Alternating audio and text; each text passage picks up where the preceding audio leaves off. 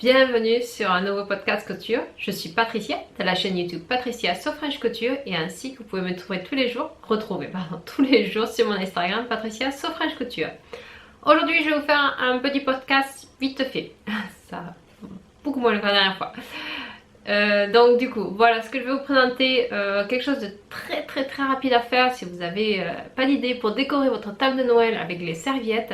J'ai trouvé ça la dernière fois, donc je vous mettrai le lien en dessous. Elle a une page Facebook, tous les lundis elle fait des lives en fait sur Facebook et elle explique à la surjeteuse qu'est-ce qu'on peut faire parce que c'est vrai qu'on se limite surtout à surfiler, mais il y a plein d'autres choses et elle a plein de projets à faire chaque semaine. Elle nous montre comment faire des choses. J'aime beaucoup, elle s'appelle Deb Kanam. Elle a différentes pages Facebook, je vous mettrai la page. Donc la semaine dernière, elle avait fait un projet pour faire des serviettes de Noël. Ça représente en fait un sapin de Noël que vous pouvez déposer. Donc je vous montre moi ma réalisation que j'ai faite suivant son tuto à elle. C'est vraiment pas très compliqué. C'est juste 2 morceaux de coton. Et c'est que la façon dont vous allez le plier qui va faire le petit sapin avec les petites guirlandes que vous voyez ici en fait. Donc j'en ai fait 3 tout simplement. Et pour les réaliser, donc j'ai pris 2 morceaux de coton de couleur sympathique qui rappellent bien Noël. Je les ai mis ensemble pour les maintenir en fait, parce qu'à la surjeteuse on évite tout ce qui est épingle, pour que ça tienne bien ensemble. Et elle conseille d'utiliser, et je trouve ça très bien, c'est de la colle temporaire en fait. Quand vous l'utilisez sur des tissus légers, vous le mettez dessus, donc du coup c'est vrai que ça durcit le tissu. Et pour coller 2 tissus ensemble, pour faire des appliqués, des choses comme ça, c'est une colle, vous le mettez dessus, vous le sprayez partout et puis vous mettez ça dessus. Donc c'est vrai que les 2 morceaux de tissu tiennent bien ensemble pour pouvoir le mettre à la surjeteuse directement. Ce qu'elle utilisait, elle utilisait sa table en fait qui avec sa surjeteuse, et après elle met une espèce comme une punaise pour pouvoir tourner en rond et couper en même temps votre tissu et le surjeter. Moi je voulais le faire ça au début puis j'ai coupé trop court donc du coup j'ai pas pu le faire. Donc c'est un rond, moi j'ai découpé directement un rond de 21 cm. Et après il faut bien, ce que vous faites c'est bien sûr, comme ce qu'elle explique aussi, si vous n'avez pas la table exprès pour Babylock, c'est pas grave, elle vous explique aussi pour les faire avec d'autres machines qu'une machine surjeteuse de Babylock. Vous pouvez les faire directement et vous surjetez en fait, et vous suivez en fait votre couteau, c'est votre repère en fait, c'est là où c'est que votre tissu doit toucher pour pouvoir tourner. Et puis vous montez un petit peu votre différentiel. Donc je sais pas sur les autres machines comment ça marche, mais sur les Babylock vous mettez à 1,2 au lieu de laisser à normal, vous mettez à 1,2 et ça vous fait vraiment un rond qui est très plat. Donc du coup il n'y a rien qui brille ou quoi que ce soit. Ce que j'ai utilisé, ce qu'elle conseille aussi, mais moi j'en avais pas, mais elle conseille d'utiliser des fils en fait, comme si vous faisiez de la broderie. Moi j'en ai pas. Par contre ce que j'ai c'est des fils mousse. Donc je vous montre le fil mousse par rapport à un fil de surjeteuse normal. Donc dans les boucleurs supérieures et inférieures vous mettez du fil mousse. Donc le fil mousse est beaucoup plus, je vais arriver à zoomer, épais par rapport à un fil sur votre gauche vous avez le fil mousse et à votre droite sur le fil normal de surjeteuse, et c'est beaucoup plus épais pour que ça remplisse bien.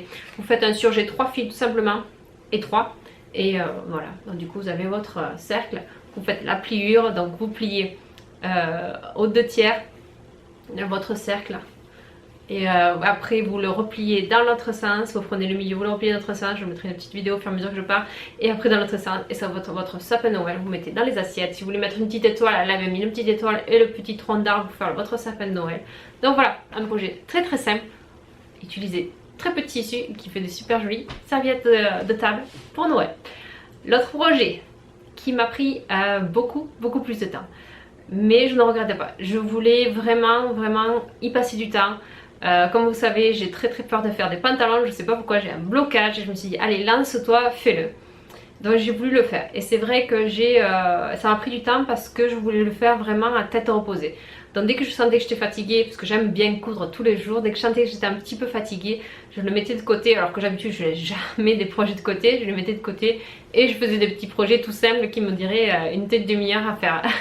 Donc du coup j'ai vraiment pris mon temps et vraiment suivi les explications. Ça c'était mon problème, les pantalons, vu qu'avec les robes j'ai quand même une aisance assez, vu qu'en force d'en faire ça revient à peu près toujours au même.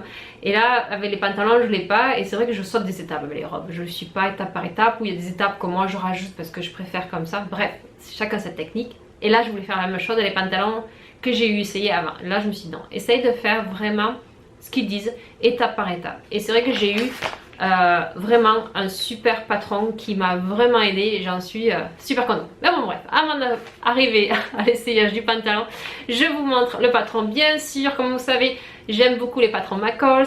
Donc les patrons McCall, j'ai pris le M6901. Donc c'est celui-ci, c'est vraiment un pantalon tout simple. Je voulais pas partir sur le jean, je voulais pas faire trop compliqué vu que j'ai une grande frayeur de coudre des pantalons. Donc je voulais quelque chose qui soit très simple. Et c'était chouette, c'était vraiment bien. Je regrette pas d'être partie sur celui-là parce que vous avez quand même 2 pages, très grandes pages, très explicatives. Comment faire votre toile. Alors je déteste faire de toile, je fais jamais de toile. Mais là je me suis dit cette fois-ci, vas-y, fais une toile. Et ce qu'il y avait de bien, et j'étais super surprise, c'est que il vous déconseille de faire une toile dans du tissu. Alors là vous me dites, mais attendez, là j'ai toujours vu des toiles dans les tissus. Non, il déconseille plutôt de le faire dans du papier. L'année dernière, pour Noël, le magasin de tissu à côté de chez moi m'avait offert un rouleau. En fait, au lieu de m'offrir une boîte en chocolat, il m'a offert un rouleau. Alors je ne sais pas du tout le nom, comment ça s'appelle. C'est exprès pour faire des toiles. C'est un tissu, je vais vous montrer. Si vous saviez le nom, marquez-le-moi dans le commentaire en dessous. C'est un tissu en fait qui brille d'un côté et qui est blanc de l'autre. Et c'est transparent, on voit à travers. C'est assez solide. Pas non plus tiré comme une malade, mais c'est assez solide. Donc c'est vrai qu'on vous demande de faire la toile dans un tissu papier comme ça. Et en fonction des lignes, quand vous l'essayez, si vous avez des rainures ici à votre pantalon ou ici, c'est là où c'est qu'il faut remonter, c'est là qu'il faut descendre. Si vous avez une hanche plus l'autre que l'autre, et ils vous feront faire qu'une seule jambe. C'est assez rigolo. Donc du coup j'ai fait ma jambe. Et vous ne cousez pas. Tout est fait avec les épingles. Alors là vous regardez... moi des épingles, je vais mettre ça sur moi. Moi perso, l'acupuncture, ça marche très bien sur moi, mais je déteste ça. Des épingles, des aiguilles de partout dans mon corps, ça m'intéresse pas. Donc là, je me disais, ah ben non. Mais c'est vrai que la façon dont il faut mettre l'épingle, vraiment donc du haut du corps vers le bas, je me suis jamais piquée par rapport à l'essayage de ma toile. Et c'est vrai que ça s'est bien passé. Donc j'essaye ma toile par rapport, moi, ce patron là va de la taille 8 à la taille 16. Non, vous avez toutes les tailles. Pardon, c'est ce que j'arrivais pas à comprendre. J'ai pas trouvé la définition. Vous regardez, il marque les tailles ici OSZ. J'ai pas compris ce que ça veut dire OSZ. J'ai cherché sur internet pour trouver l'information. Mais en fait, vous avez toutes les tailles. Et c'est vrai que, donc du coup, moi, par rapport à mon tour de hanche, donc je fais un tour de hanche de l'endroit où c'est que je suis le plus forte, de 100. Et il vous disait donc si vous êtes entre 2 tailles, prenez la taille en dessous. Donc j'ai pris la taille 14. Moi je sais qu'en général je fais une taille 10 à 12 chez McCall. Mais là je me suis dit bon, je fais un pantalon vraiment suis ce qu'ils disent. Donc pour ma toile je suis partie sur une taille 14. Ce qu'il faut faire très attention, c'est que bien sûr les marges de couture sont comprises. Mais là cette fois-ci par rapport, normalement tous les patrons sont 1,5 de marge de couture. Et ils vous mettent un schéma. Ils sont partis à 3,2 cm de marge de couture. Et justement, c'est pour ajuster si vous avez besoin plus ici ou plus là, en fonction, sans automatiquement couper une taille supérieure. Donc c'est vrai que 3,2 cm, faites attention quand vous le cousez, de bien regarder votre schéma qui est indiqué au début, ou est-ce que, pas partout ils ont mis 3,2 cm, ou est-ce que normalement on change, on ajuste. Et là je suis partie donc sur une taille 14 et en essayant ma toile, je voyais que c'était vraiment trop large par rapport à moi, ce que je veux être bien. Donc du coup j'ai descendu, je suis partie sur une taille 12, c'est ce que je pensais, mais j'ai suivi vraiment à la lettre comme si j'étais à l'école. Donc j'ai descendu, j'ai fait une taille 12 pardon, sur ma toile. J'ai mis les épingles comme il demandait, j'ai essayé ma toile, j'ai regardé tout allait bien, j'avais pas de ligne entre les jambes ou des fois dans le dos. J'avais un petit ajustement parce que je suis très cambrée par rapport au dos. On vous demande de mettre un élastique, donc là j'ai un petit peu du mal parce que c'est pas évident à ajuster en fait par rapport à la cambrure. Donc ça c'est une modification qu'il faudra que j'apprenne par la suite, mais sinon après la toile me paraissait un peu large au niveau des cuisses. Je me suis dit c'est pas grave, ça je verrai. Et j'avais peur parce que le pantalon partait un petit peu en cigarette, je crois que ça s'appelle, la forme cigarette. C'était un petit peu étroit au niveau des chevilles. Et c'est vrai que moi par rapport à ma morphologie, j'aime pas trop les trucs qui sont comme ça. Mais je me suis dit tant pis, il y a quand même une marge de 3,2 cm pour chaque côté. Donc si je veux élargir et être plus droite, je le ferai par la suite sur le vrai pantalon. Donc je suis partie, moi ce qui m'importait c'était mes hanches, ma taille qui est quand même très marquée. Et c'était ça que je voulais vraiment ajuster avec ma toile. Donc j'ai commencé à couper mon pantalon. Ce pantalon est quand même super simple, donc c'est vrai que j'ai vraiment apprécié parce que il y a un devant, un derrière, il y a des poches. Même il vous explique comment enlever les poches. Si vous ne les voulez pas, ce sont des poches italiennes sur le devant. Et après vous avez une braguette, même si vous ne la voulez pas la braguette non plus, vous pouvez l'enlever aussi. Mais je voulais quand même faire le point braguette, le point technique braguette. Et après vous avez des pinces à rajouter ou à enlever par rapport à votre mensuration, comment vous avez fait votre toile. Donc voilà, donc je suis partie sur ça. Ce que j'ai fait, j'ai acheté un velours côtelé. Quand je suis arrivée chez moi à la maison, mon conjoint me dit attends, là, un velours côtelé, ça grossit. Alors déjà moi j'ai super peur de faire des pantalons parce que j'aime pas du tout, j'ai du mal à me trouver... j'ai un énorme complexe avec les pantalons. Je prends un velours côtelé, ça grossit. Bon, tant pis, je me laisse quand même. Le tissu, je n'ai pas rien à faire. Donc, je vous montre. C'est encore un velours côtelé comme ça, très. J'ai l'impression d'être toute petite. Quand j'avais 5 ans, j'avais des salopettes velours côtelé, c'était rigolo. Donc, j'ai pris noir, pour que ce soit assez basique. Donc, j'ai vraiment suivi ma toile. Une fois mis, j'ai quand même bâti par rapport ici et par rapport à l'arrière. Ils le disent aussi au fur et à mesure que vous cousez, ils vous disent bâtissez, essayez, ajustez et maintenant vous pouvez coudre. Donc vraiment ils vous font suivre pour vous dire avant de faire ça. Donc surtout pour l'arrière, si vous avez un popotin assez développé ou pas, donc ils vous disent bâtissez, regardez si ça fait des plis là ou là. C'est vraiment, j'ai beaucoup aimé suivre alors que je connais rien en pantalon. Donc j'ai aimé suivre ce pantalon là. Donc vous avez les poches italiennes. Ils vous font faire normalement les poches dans le même tissu. Moi j'ai préféré, je voulais faire une doublure pour éviter les épaisseurs en fait au niveau des poches. Donc j'ai pris un autre tissu, donc c'est un rose Vichy qui m'a resté des chutes que j'avais. Donc j'ai pris ça pour l'intérieur des poches, donc ça se voit pas ici.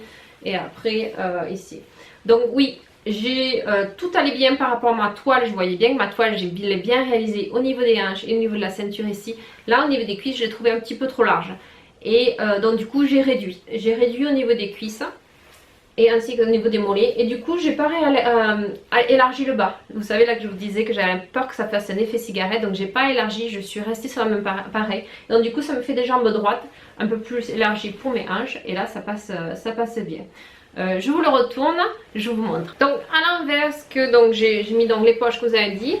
Et là il disait, parce que moi j'avais pas du coup de fermeture noire, il disait si vous voulez faire une fermeture de couleur, allez-y. Parce que du coup vous avez un recouvrement de 2,5 cm par rapport à votre rabat en fait de votre fermeture éclair dessus. Donc c'est vrai que votre fermeture ne se voit pas à l'endroit. Et c'est vrai que ça ne se voit pas du tout.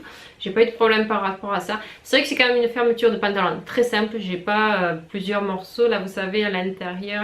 Donc c'est vraiment assez simple comme fermeture. Elle est pas parfaite, je trouve qu'elle est pas droite, je sais pas, j'ai eu un petit problème de pliage à un moment donné, je pense que je n'ai pas bien compris, mais sinon le résultat compte, c'est joli. Donc j'ai eu un petit problème par rapport à ça. Après ce que j'ai voulu faire, et je les avais vus dans d'autres podcasts, et donc du coup j'ai voulu faire, comment ça s'appelle, ganzé je crois que ça s'appelle. C'est en fait au niveau de la ceinture, vous mettez un biais. En fait si vous regardez bien ce n'est pas vraiment un biais, c'est plutôt... dans le droit fil, j'avais plus assez de tissu rose. Je voulais accorder en fait ma doublure de mes poches avec ma ganze, avec mon biais que je autour de la ceinture pour que ça fasse un petit rappel, que ça fasse joli. Et c'est vrai que j'aime beaucoup. Au lieu de faire un surjet, je trouve que ça fait un petit truc sympathique. Oui, à l'intérieur avec vous qui le voyez, mais je trouve que ça rend super bien. Il disait normalement de mettre un petit crochet, vous savez, pour fermer, pour pas que le bouton se voit. Moi, je voulais pas, j'aime pas trop ce système de fermeture, j'aime bien les boutons. Donc du coup, j'avais un bouton Morgane qui me restait, vous savez, quand vous achetez des vêtements en magasin, ils vous donnent souvent sur le côté des vêtements, au cas où ça casse, d'avoir un bouton. Donc j'ai un bouton Morgane tout simplement que j'ai mis comme si c'était un bouton de jean. Et ce que j'ai fait une boutonnière. Alors j'ai entendu, j'arrête pas d'entendre dernièrement. Alors je pense pas que ma machine à coudre non plus c'est un super niveau de machine à coudre. C'est une Singer 9960 je crois, 70, je vous le remarquerai. Et je n'ai pas de problème moi avec les boutonnières. Alors je sais pas si c'est ma façon de faire ou vraiment les autres machines ont plus de difficultés à passer les épaisseurs. Donc j'ai fait ma boutonnière. Personnellement, ce que j'aime bien faire, c'est faire des essais avant de le faire sur mon projet. Et faut bien faire, bon après c'est mes conseils à moi, je sais pas si ça marche pour moi. Il faut bien prendre le nombre d'épaisseurs que vous avez. Parce que c'est vrai que dans une ceinture ici, vous avez quand même donc le devant, le derrière de votre ceinture, plus à l'intérieur, vous avez quand même souvent vous avez le surplus de tissu qui se retrouve à l'intérieur. Et en plus là ils vous disent ne vous le coupez pas le surplus de tissu parce que du coup ça affermit pour que ce soit une ceinture qui soit plus, que ça vachit pas là. Donc du coup ils vous disent laissez votre surplus, donc c'est vrai que vous avez quand même 4 épaisseurs. Donc quand je fais des essais, je me prends sur 4 épaisseurs, pardon il y a encore les fils, mais en gros je prends sur 4 épaisseurs et je fais ma boutonnière comme ce que si j'allais la faire sur mon pantalon. Ce qu'il faut bien faire attention aussi, je vais vous chercher le pied, ça sera peut-être plus facile de vous expliquer le pied.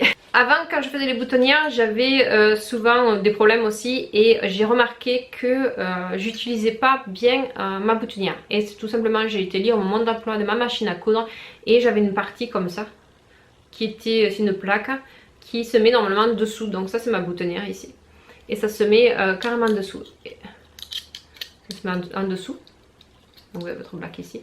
Et c'est fait, en fait, c'est fait exprès pour mettre votre tissu à l'intérieur. Votre tissu à l'intérieur en sandwich. Et donc du coup, votre tissu bouge très très bien. Il reste plat. Il glisse pas. C'est vrai que ça marche très bien. Vous pouvez pas l'utiliser si vous faites une boutonnière en plein milieu là, parce que du coup vous êtes quand même assez limité, vous avez la largeur, mais en général toutes les boutonnières de chemise ou des manteaux, vous les mettez bien à un sandwich, votre tissu, et ça passe sans problème. J'avais ce problème là. Ce qu'il faut faire aussi, c'est que c'est vrai que si vous êtes donc en bout comme là pour un pantalon, si vous avez que le pantalon et puis après vous avez le reste de pantalon ici, c'est vrai que vous avez votre pied spécial pour les boutonnières, il va être en diagonale comme ça. Donc ce que je fais, je mets une cale à l'arrière, un morceau de tissu que j'ai ou un truc qui me traîne sous la main, à peu près de la même épaisseur que votre tissu là ici, je la mets, je vais arriver à remettre, je la mets donc à l'arrière de votre, ici, et je la mets à l'arrière ici, comme ça votre machine elle tape là. Quand elle va coudre, elle va coudre à plat, elle va pas coudre donc en diagonale comme ça, elle va coudre à plat et donc du coup ça va bien rester à plat et ça passe les épaisseurs sans problème. Je n'ai pas utilisé d'aiguille spéciale ou quoi que ce soit. Pour ce tissu là j'ai utilisé un 80, je suis partie. Une aiguille standard Schmetz 80 et je suis partie là dessus. Donc voilà. Il n'y a rien de plus. Je me suis amusée pareil à mettre un petit billet pour finir la fermeture éclair. J'ai rien de plus à vous dire, j'ai juste surjeté, ouvert mes coutures au niveau des pantalons. J'ai fait un double rentrée pour le relais. C'est vachement facile d'expliquer. Je ne sais pas comment elle fait Sandrine d'SB Création là. Il n'y a rien qui se voit. Et donc du coup je fais un double rentrée pour mes ourlets. J'ai rajouté quand même 5 cm parce que moi comme vous savez j'aime bien porter talons aiguilles, donc c'était un peu court je trouvais. J'avais peur que ce soit un peu court mais j'ai bien fait parce que j'ai rajouté 5 cm. Et après quand même on vous demande de faire un ourlet de 3 cm,2. Donc du coup j'ai bien fait parce que j'en avais besoin par rapport à mes talons aiguilles. Je vous fais la petite démo, le petit défilé, et puis je reviens tout de suite après.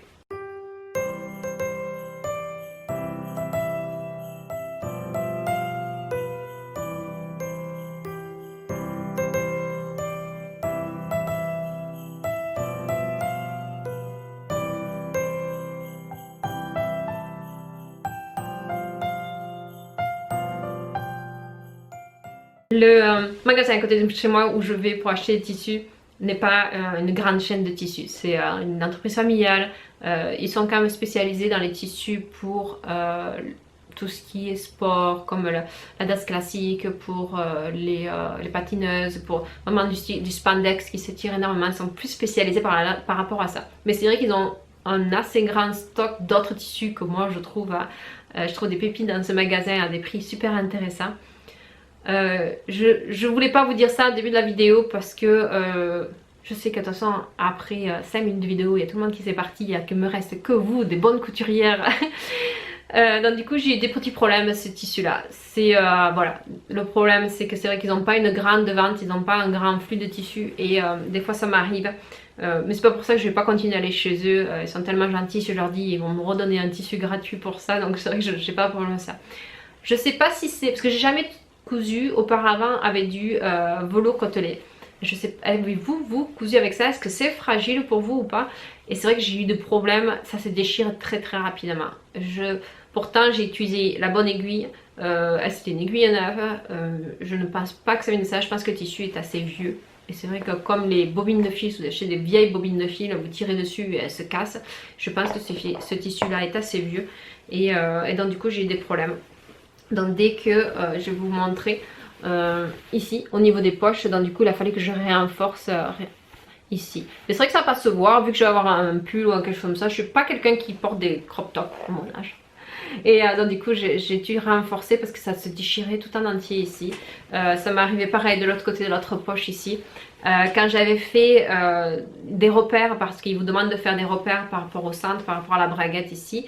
Donc j'ai fait l'erreur de couper. Et c'est vrai que par rapport au velours côtelé, donc ce sont des côtes qui partent de en haut jusqu'en bas là ici. Au fur et à mesure juste que de l'essayer, j'avais mon entaille en fait qui commençait à se déchirer quoi. Et dès que je l'essayais, ça descendait, ça descendait. Donc du coup là, j'ai essayé de rattraper. Donc ça c'était une partie d'un point de repère par rapport à en haut que j'avais mis.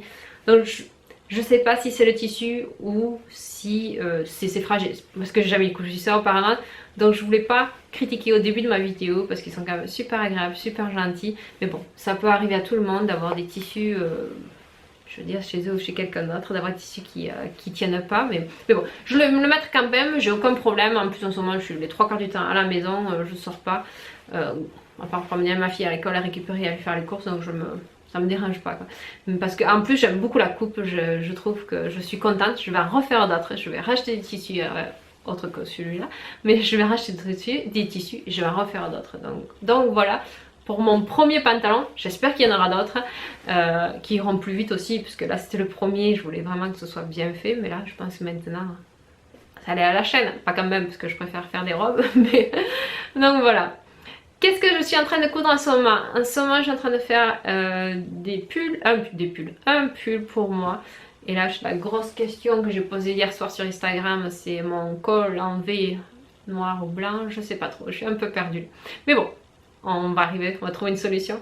Et vous, qu'est-ce que vous êtes en train de coudre? Êtes-vous en train de préparer vos fêtes de Noël? Je vous dis à très bientôt, je vous fais de gros bisous et bonne cousette!